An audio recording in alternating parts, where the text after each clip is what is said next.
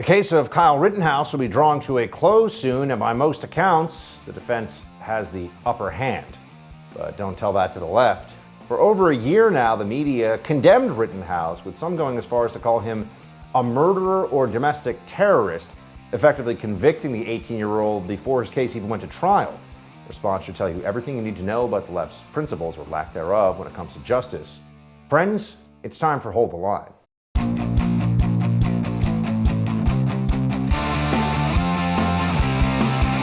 Welcome to Hold the Line. I'm Buck Sexton. Kyle Rittenhouse's trial coming to a close soon. Could be a matter of days before we get a verdict here.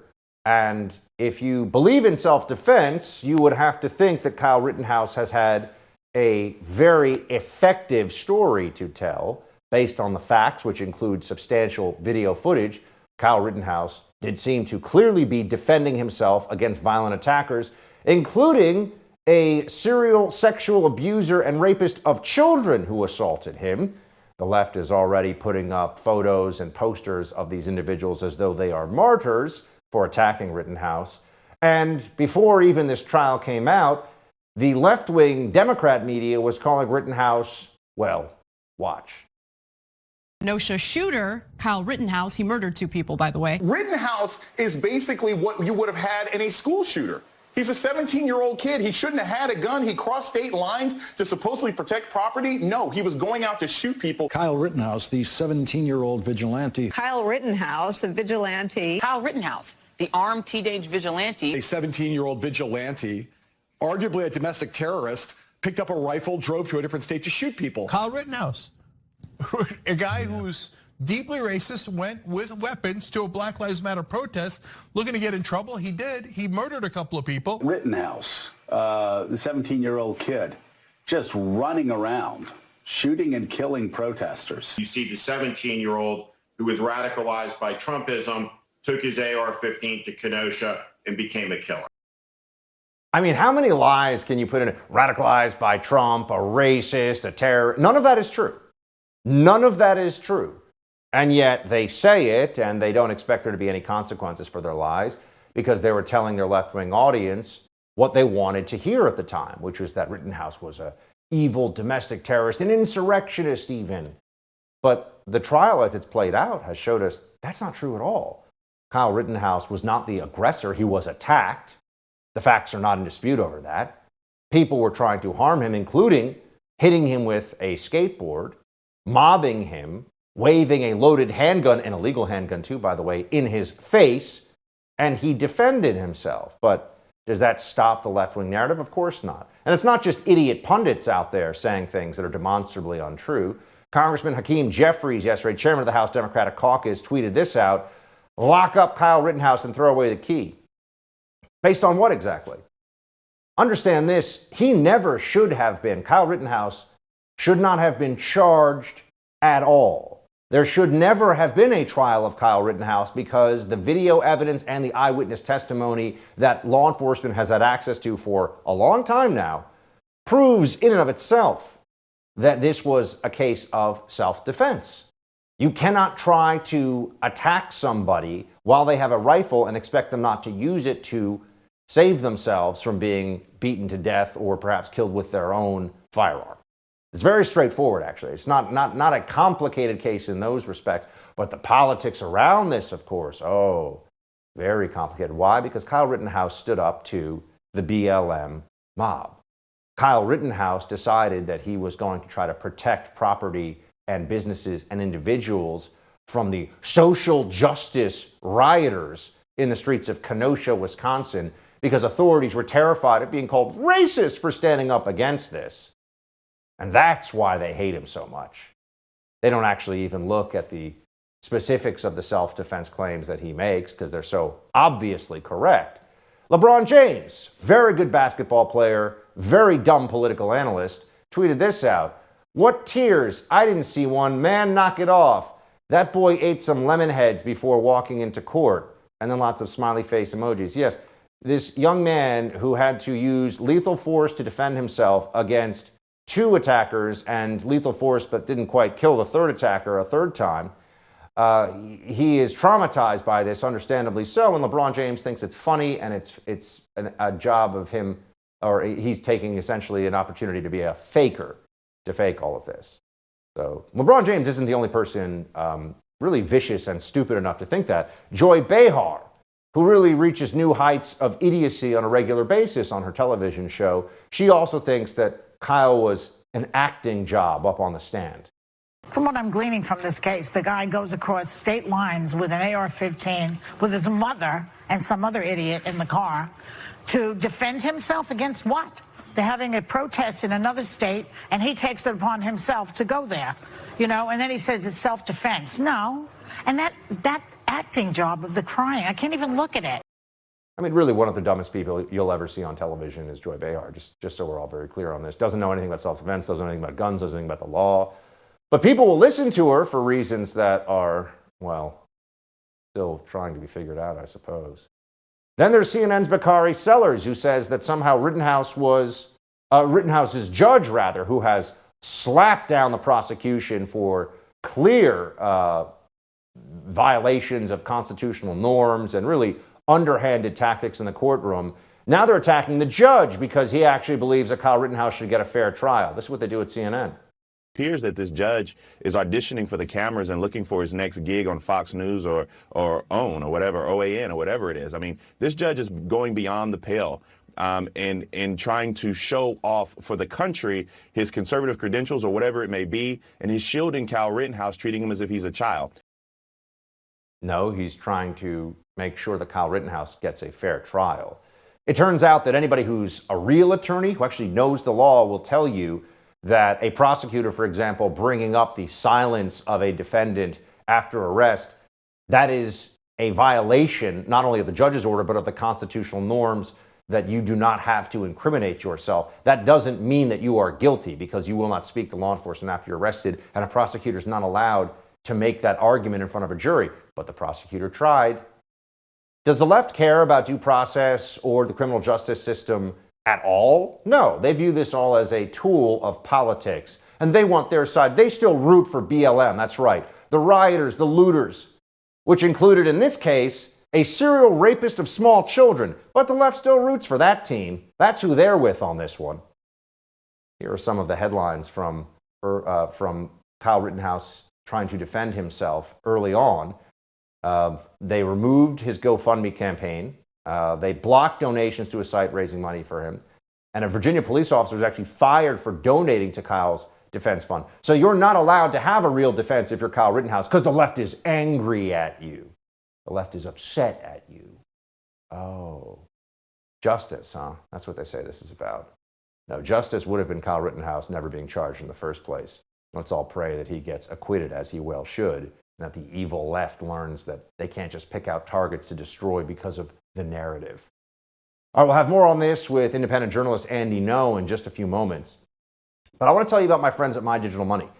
The crypto market's heating up. A lot of people want to get in on the action for the first time. But how do you get started, right? There's Bitcoin, Ethereum, all these different digital tokens. Where do you go? That's where My Digital Money comes in. It's an easy-to-use, self-trading crypto IRA platform with amazing customer service. It's one of the few US-based crypto companies that will answer your phone call and help you get started. And because your comfort and security is their top priority, they offer an unparalleled military-grade security for your coins and the best customer service you'll get anywhere. Look, crypto is heating up again. This could be a great time to get into this exciting technology-based investment. Go check it out today at mydigitalmoney.com. Again, that's mydigitalmoney.com. And Andy Ngo will be with us coming up.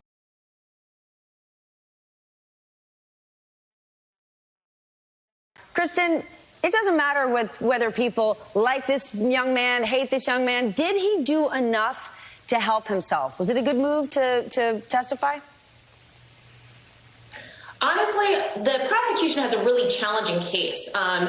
In this case, I don't know that it was necessary for Kyle Rittenhouse to even take the stand because I thought that the case was weak. And I think that, again, with the prosecutor's very heavy burden, they probably could have still ended up with an acquittal without Kyle Rittenhouse taking the stand. However, when he did take the stand, he was very rehearsed. He was very coached. He came off like a Boy Scout. It's good to see there's at least some reasonably sane analysis in the media, although clearly they don't like Kyle Rittenhouse. At least they're willing to admit that he did a good job. That was MSNBC legal analyst Kristen Gibbons-Fedden, a former prosecutor, acknowledging that Kyle Rittenhouse certainly did not come off as a cold-blooded, evil monster, which much of the left has made him out to be. Today's proceedings were far more subdued than yesterday's high courtroom drama. However, one interesting moment came when Kenosha police officer Brittany Bray delivered testimony that directly contradicted Gage Grosskreuz's claim that Kyle Rittenhouse re-racked his AR-15 before he decided to throw himself at Rittenhouse. Joining me now is independent journalist Andy Ngo. You can follow and support his work at andy-ngo.com. That's N-G-O, andy-ngo.com. Andy, thanks for being with us. My pleasure. Thank you, Buck. Andy, you're someone who, while not a lawyer or prosecutor, very familiar from your work in journalism with the BLM riots, with the activists, including the criminal activists of the left. And so the backdrop to these shootings is something you know quite well. What have you seen? What stands out to you about the Rittenhouse trial, this self-defense trial, as it's been playing out so far? So even before Rittenhouse took the stand in the courtroom, it was fascinating to me, although unsurprising, that the press had continually trying to gaslight us into what the context is in Kenosha at that time last year in August 2020. We're seeing over and over that the protests were described as racial justice protests, and that it was somehow the shooting was an anomaly, when I've been trying to highlight, particularly through my social media, last year they had days of violent chaos in the city of Kenosha. People, marauding gangs of people involving Antifa and other extremists and other opportunists going around, setting truck vehicles, properties on fires, people just walking around with bats and smashing up windows and lights and breaking into property at will. And there was no law enforcement. That was truly a chaotic and like an experiment in anarchy. It was in that context that you had these people who, vigilantes or whatever you want to describe them, coming in and trying to defend property from being set on fire again. And that is the context that's not being, in my view, accurately represented in a lot of the press coverage that's leading up to the trial and now ongoing. Annie, all three of the men shot by Rittenhouse, 2 fatally and 1 wounded, had criminal rap sheets. Joseph Rosenbaum was a convicted child rapist. Gage Grosskreutz had a prior gun offense. Anthony Huber was a repeat domestic violence abuser. How common is it for these Antifa left-wing types to have a pattern of criminality in their past? More often than not, you'll see that they have a history of crime. I think it's helpful to understand the criminal history of some of these people who were shot and killed by Rittenhouse, because it demonstrates, and you could actually see in the video that was recorded of the shootings, that these were people who were, in my view, it looks they were carrying out, trying to carry an assault, or in the process of carrying an assault on the teen. So I think the fact that they have criminal histories relating to violence and abuse and legal possession of weapons or unlawful possessions of weapons, I think that's all actually relevant for the trial. Andy, I wanted to switch topics a little bit here. We were talking about, obviously, Kenosha, where there were BLM riots, and then the Rittenhouse trial, which is still going on, which occurred during, or rather the shooting that the trial is based on occurred during that period. But BLM is still a political movement, and here in New York City, a BLM co-founder essentially threatened the city of New York to New York City Mayor-elect Eric Adams. Here is BLM leader Hank Newsom saying that fire, riots, and bloodshed will happen if Eric Adams tries to deal with crime. Let's watch this. If they think that they're going to go back to the old ways of policing, then we're going to take to the streets again. There will be riots, there will be fire, and there will be bloodshed. But there's no way that we're going to let some Gestapo come in here and harm our people. Right? We pray for peace, but black opportunities prepares for the worst. We have people in city council who can create problems for him. We have people in the streets who can create problems for this administration by shutting it down. Shutting it down. Riots, fire, and bloodshed. That's BLM leader Hawk Newsom in response to a mayor who's got a crime, or would be soon to be mayor, who's got a crime surge to handle. Andy, I think a lot of people see this and say, what is BLM exactly supposed to do that's good for anybody? You know, I wish I could say I was surprised by this man's statements, which seems to promise bloodshed and violence in his own words. But we saw over and over left-wing activists, those who were put in front of televisions and seen as role models, promising violence, for example, if Trump had won the election in 2020, promising violence if police weren't defunded, et cetera, et cetera. This is kind of this is a go-to now. If they don't get their way, they promise violence, and quite often they actually carry out those acts of violence. I think what's telling is the silence from the establishment left. You know, this is a problem on their side, and it's a problem for them to address. The fact that they are silent, I think, speaks to their complacency and complicity, I should say, in this political radicalism. Andy, always appreciate your expertise. Thanks for being with us. My pleasure. Thank you. The effects of Joe Biden's disastrous withdrawal from Afghanistan are still being felt as new reports show there are Americans still stranded in that Taliban-run country. We come back, senior fellow at the Foundation for Defense of Democracy's Bill Roggio joins us to give an update on the situation. But first, let's talk about protecting your home, which is the most important asset you own. If you own a home like me, you don't guard with home title lock, you're inviting home title fraud, which is a fast-growing cyber crime. You see, cyber thieves around the world know that our home values are sky high these days, and that makes our equity a target. The crime is simple. The bad guys basically take the deed to your home online and they change some things around. They start taking out loans against your home by pretending they own it. It's not hard to do, but Home Title Lock puts a virtual barrier around your home's title. The instant they detect tampering, they help shut it down. You have equity in your home, guard it today. Go to HomeTitleLock.com and register your address to see if you're already a victim. Enter code RADIO for 30 free days of protection. That's code RADIO at HomeTitleLock.com. Code RADIO at HomeTitleLock.com. We'll be right back with more. Hold the line.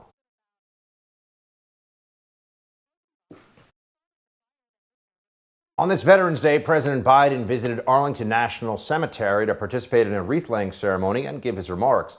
The ceremony comes as new information emerges about those left behind in Afghanistan, the final victims of Biden's disastrous withdrawal. The New York Post reports that several dozen immediate family members, children, sisters, brothers, and parents of U.S. service personnel are still in Afghanistan, citing defense officials. U.S. military will play no role in the evacuations, leaving the State Department to run that operation and get people out of Afghanistan. It's been 79 days since the final plane left Afghanistan. Still no one in the Biden administration has taken responsibility for the obvious and tremendous failure of the planning of that exit. Joining me now is Bill Roggio, senior fellow at the Foundation for Defense of Democracies, to discuss, and also a veteran. Bill, thank you for your service. Thanks for being here. Thank you, Buck. It's a pleasure. What should we know? What do we need to know right now about the status of the Americans who have been left behind in Afghanistan? Yeah, Buck, as you noted, it's 79 days. The administration was saying at the beginning it's about 100, and then about 250 got out. And then you had a Defense Department official, Colin Call, tell us it might be 400. And then you've had leaked reports saying it could be thousands of Americans. And the fact is that almost 80 days, almost 3 months after the U.S. withdrawal, the U.S. government, the Biden administration, still doesn't know what is happening in Afghanistan. And that isn't surprising to me. They didn't understand the impact of the withdrawal. They never planned for it properly. They never planned to get the Americans out. I hate to say this, but this administration has been so callous from day one on its treatment, on the announcement of the withdrawal, to how it treated the Afghan government after the Taliban won, to how the American citizens have been processed out of Afghanistan. that I just get the feeling that this administration doesn't care that Americans are trapped in Afghanistan. Here is Pentagon spokesman John Kirby here when he was asked about how they can possibly not know how many Americans are left behind in Afghanistan. Here's how that went. John, can you please update us on the number of immediate family members of U.S. service members in Afghanistan? Update you in the number? Yeah. I don't have a whole number on that, no. Okay, so, I mean, the withdrawal ended on August 30th, and today is November 10th. I mean, how is it possible that the department doesn't know how many immediate family members are still left? I didn't say in Afghanistan. I didn't say we didn't know. I said I don't have a number for you. We believe it's certainly most likely in the dozens. So they know, they don't know. What do they know? No, they haven't known much since coming into office and crafting an Afghanistan strategy or lack of strategy. They've been dishonest to with the American public from the date of announcement to leaving till today. I don't think they really know. I think they have an idea, and that's it. But it's just a very, I'm tired of U.S. officials standing up there and lying to the American public, and no one holds them accountable. Even members of Congress and senators are upset about this, and this administration's getting away with it because this issue's been, and I knew this was going to happen, Buck. The press got tired of this story and has moved on to more, exciting and more stories that, catch headlines. But this really is a story of failure from the beginning to end. And if there was a president with an R next to his name and left hundreds, if not thousands of Americans in Afghanistan, this would be the headline every day. And we'd be bombarded with a President Trump who was uncaring about American citizens trapped behind Taliban lines. Representative McCall has written to Defense Secretary Lloyd Austin and Secretary of State Anthony Blinken asking them to get involved and expedite the process. Congressman McCall wrote, "Over the past month, I've been contacted by hundreds of Texans who are desperately trying to get friends and family members safe out of the country. That includes the family members of several Texans who currently serve in the military. The federal government has turned their backs on them. If we abandon the family members of our servicemen and women in Afghanistan, they will certainly be slaughtered by the Taliban." Do you think that the State Department has the means and perhaps more importantly, the urgency to get out these final Americans who were left behind in Afghanistan? If relied on diplomatic means, then no, the State Department doesn't have the means. Remember, the State Department got outplayed both under the Trump administration and the Biden administration by the Taliban with that bad deal and then executing it and the promises. But the U.S. government does. The U.S. military has the means. To me, the real, aside from the tragedy of them being trapped behind the Taliban lines, American servicemen who served in Afghanistan, who served in Iraq.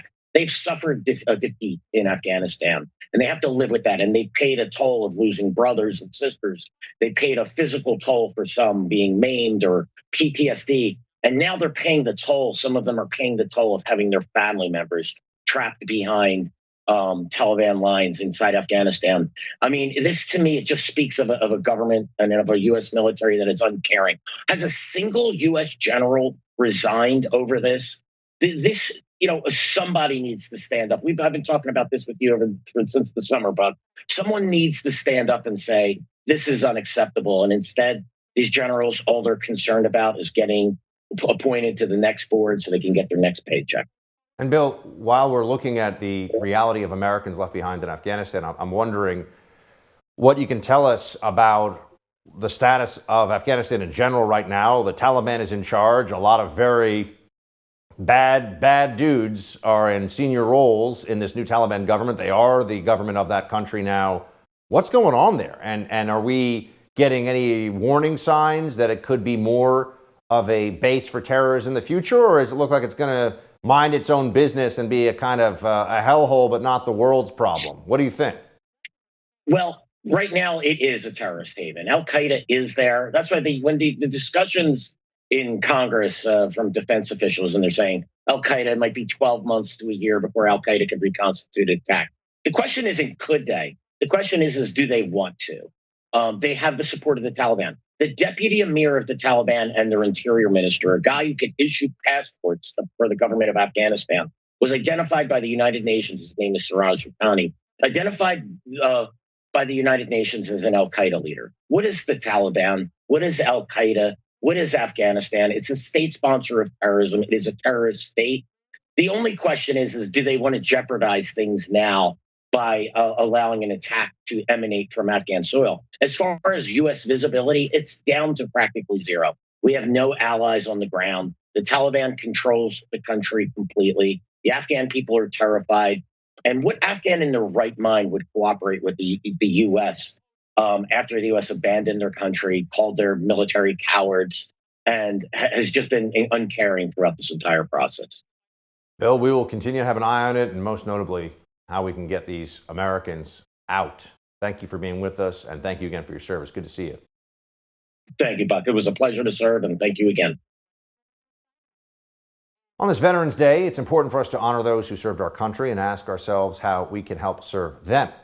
Coming up, we'll talk to Evan Hafer, the founder and CEO of Black Rifle Coffee, about his efforts to assist America's veterans, as he is a veteran, and we'll talk to him about that in just a moment. But right now, I want to talk to you about My Digital Money. Crypto can have huge gains if you get it at the right time. You got to know what you're doing, though.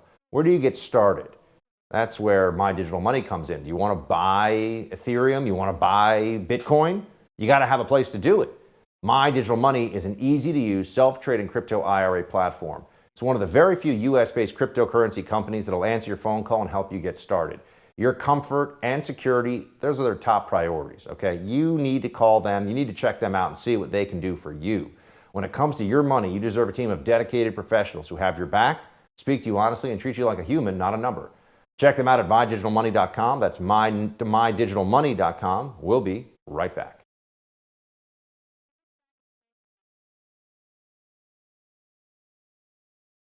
Today, on Veterans Day, we honor the brave men and women who served our country and protect our freedoms, some paying the ultimate cost. And our next guest started a company that does just that, not only today, but every day. Black Rifle Coffee is a veteran business that aims to give back to active duty troops, veterans, first responders. And the founder and CEO, Evan Hafer, joins us now. Evan, thanks for being with us. Buck, it's my pleasure. Thanks for having me on. It's good to see you again. So you are a veteran. You employ a lot of veterans. Today's Veterans Day. What do you want to say to folks out there across the country as we're trying to reflect on what that means? Well, I think the most important thing for people to think about is how much service and sacrifice goes into protecting the Constitution and the American way of life literally every day around the world. There are service members that are dedicated to serving this country and putting their life, limbs, and eyesight on the line every day for guys like you and I to maintain our freedoms and our way of life. And I think that as we reflect and we look at the last 20 years, there's been an incredible sacrifice by the men and the women of the United States to protect and serve this country. We owe them an incredible amount of debt. And today is a day that we reflect on that debt.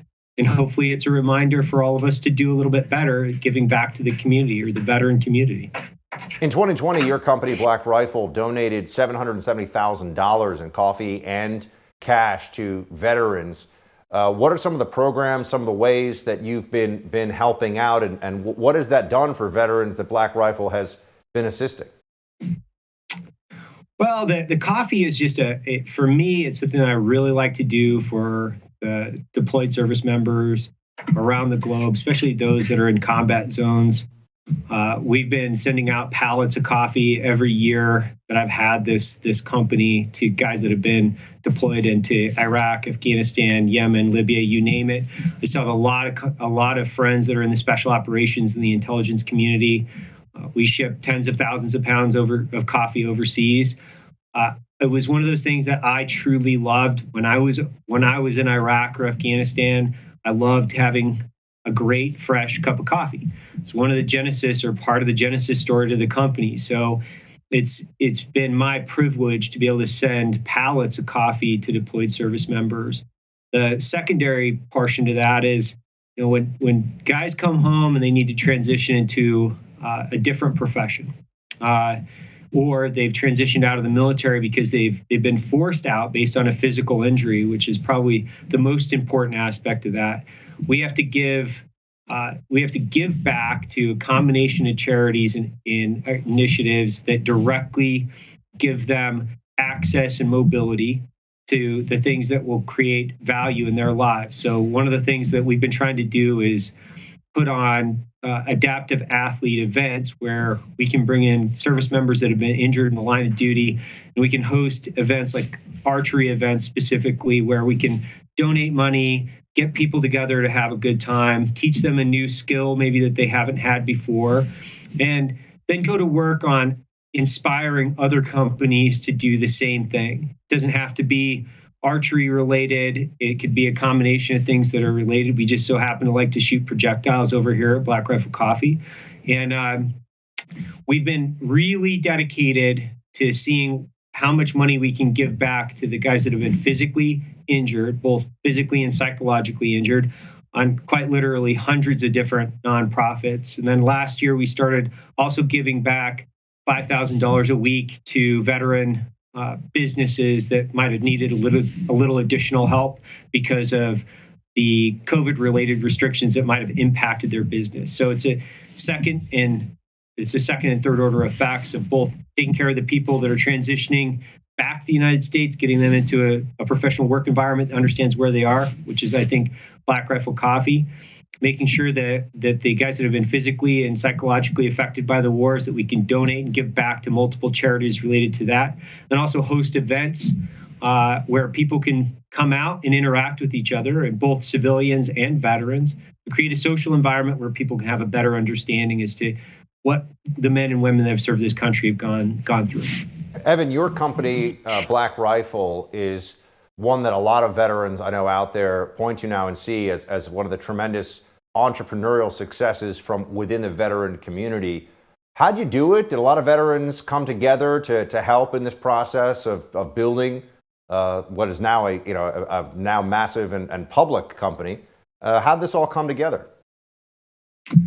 Well, it came together with a group of friends. So myself, Jared Taylor, and Matt Best. I was the coffee guy. I've been roasting coffee for about 10 years before we started this. I had a passion for it, and they had another company that I helped roast coffee for initially. When I started it, it was to pay respect to my service rifle. My service rifle was sitting right next to my 1 pound coffee roaster as I was teaching advanced tactics, pistol carbine for the CIA at that point. And there was a coffee roaster there. There was a Black Rifle there. And I put those two things together. I knew that it was going to be controversial to some degree, or at least for some that think that our Second Amendment right is controversial. I personally don't, but I also wanted to pay respect to the thing that protect my way of life and protect my life for over 2 decades. So we brought those veterans together. And then from there, we've been able to hire hundreds of veterans through Black Rifle to create a really unique, I think the most authentic American business story, at least of modern history, with a 50+% veteran hiring rate in a culture that is completely geared and mission oriented about giving back to the veteran community. It's been a lot of hard work, but that's something that I think the veteran community has never shied away from. We're adamant about mission focus, mission success. We're goal oriented. We excel at split decision making, complex problem solving. We've been doing it in really complex environments for over 2 decades now. The modern service member is one of the most dedicated, mission-driven individuals on the planet. So succeeding in business has not been an individual endeavor, at least for me. It's taken a team. Just like any good team, you need a wide variety of opinions with great talent, and a lot of that has been veteran talent. Evan, congrats on all your success, and please give our regards and thanks to all the many veterans who work at Black Rifle Coffee, and thanks for providing us here with delicious coffee. Appreciate it, man. Good to see you. Hey, great to see you too, Buck. Love the show. Keep up the good work, buddy. Thanks, buddy. You too. Talk to you. Former President Donald Trump released a message to the troops on Veterans Day. We'll bring that to you coming up in Quick Hits. But first, you ever wanted to invest in real estate, but how are you going to get started, right? You don't want to make big mistakes. It can be kind of rough out there. Well, that's why I linked up with my friends at Done For Your Real Estate. They took all the guesswork out of it for me. They found me an awesome property. They rented it out for me right away. They managed the tenant for me. Now I get a check every month like clockwork. Don't wait another second to see if my buddies at Done For You Real Estate can do for you what they did for me. Visit doneforyoubuck.com to see how it works. Again, every step of the process, picking the city, the house, getting the loan set up, getting a tenant in place, and a management company to handle the whole thing for you. Just go to doneforyoubuck.com to see what my friends can do for you. Again, that's doneforyoubuck.com to begin your real estate investment journey. We'll be right back with Quick Hits.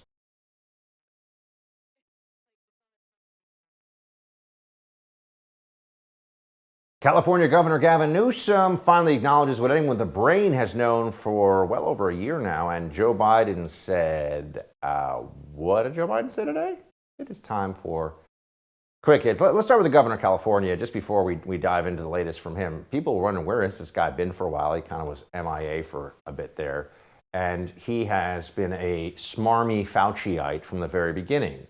You know, if we mask up, if we're good little boys and girls and do whatever Fauci says, we will control the virus and everything will be oh so much better.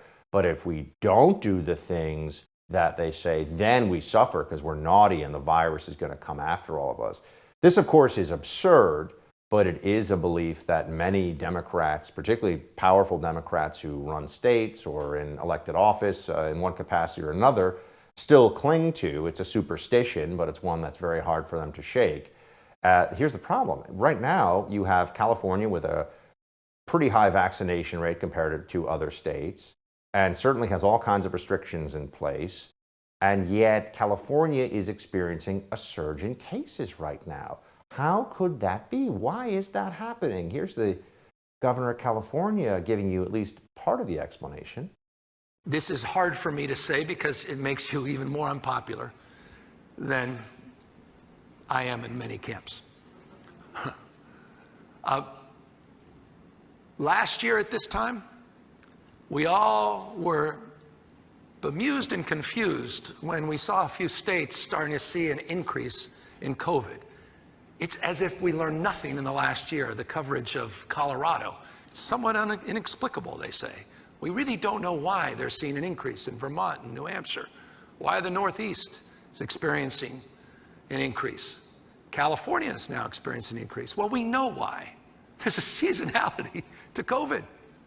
It's not particularly difficult after a couple of years to understand. You see those trends in Europe. You see those trends extend in other parts of the globe. Unfortunately, that's what's happening here in your state. Wait, but was it seasonality in Florida when the entire media, and I'm sure Gavin Newsom cheering them along, were telling everybody that Florida's bad COVID policies were the reason for the surge there? Oh, it's only seasonality when it's affecting blue states that have the most extreme restrictions of any state in the country. Then it's a seasonal issue. It's not that the stuff they make people do does not work, right? Can't be that. Can't be that.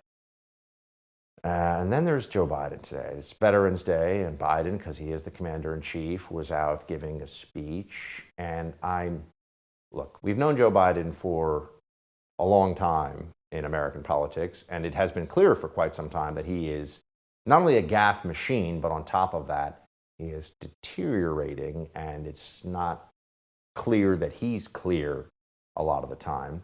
So with all of that, I would just say you should prepare yourself to hear what Joe Biden, listening closely, hear what he said today during a speech about Satchel Paige at the Tomb of the Unknown Soldier. Thank you for your service to our country. And I just want to tell you, I know you're a little younger than I am, but, I've adopted the attitude of the great Negro at the time, pitcher in the Negro Leagues, went on to become a great pitcher in the pros, into the Major League Baseball after Jackie Robinson. His name was Satchel Paige. You hear that? And now they're telling you that he didn't say what he said because, that's the kind of thing where if a Republican said that, there'd be a whole lot of problems, right? But he said it. You heard it. Now the media is trying to convince you it's actually not what he said. Yeah. Just going to put that out there. They can only cover for Joe Biden so much for so long before enough people will figure out this guy is completely inept and not up for the job at all, that this whole thing falls apart. There is a time limit on this. I can't tell you exactly how long it will be, but eventually they will get to a place where they can no longer run cover for Biden's absurdity. The Lincoln Project, speaking of absurdity, full of people with no decency, character, or worthwhile anything to add to the political conversation in general. It's a bunch of former nominal GOP hatchet men who now just do the bidding of Democrats for the coins that are thrown at their feet. Pretty gross. But Lincoln Project co-founder and stunning moron on television, Steve Schmidt, is willing to say that the stunt where they had the people pretending to be, tiki torch morons at a Glenn Youngkin event and was actually Democrat activists, that probably wasn't a good look, that whole false flag thing they did. I thought the action was recklessly stupid. It was dishonest and cheap.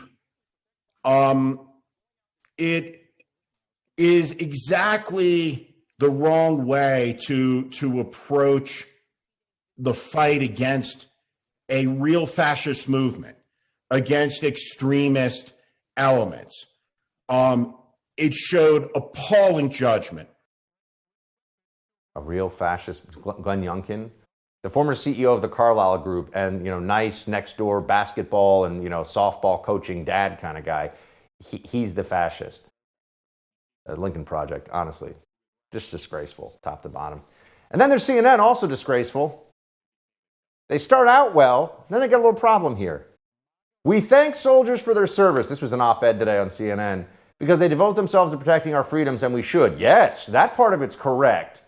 But we should also thank the media for the same reason, especially when the stakes have never been higher. Yeah, that's right. Journos, just like members of special operations, just like our soldiers and Marines and airmen and Navy, yeah, sure, sailors. Journos are just as brave. Sometimes the cappuccino machine stops working, and then what are you going to do? That's it for tonight's Hold the Line. The No Spin News with Bill O'Reilly's up next. Shields high.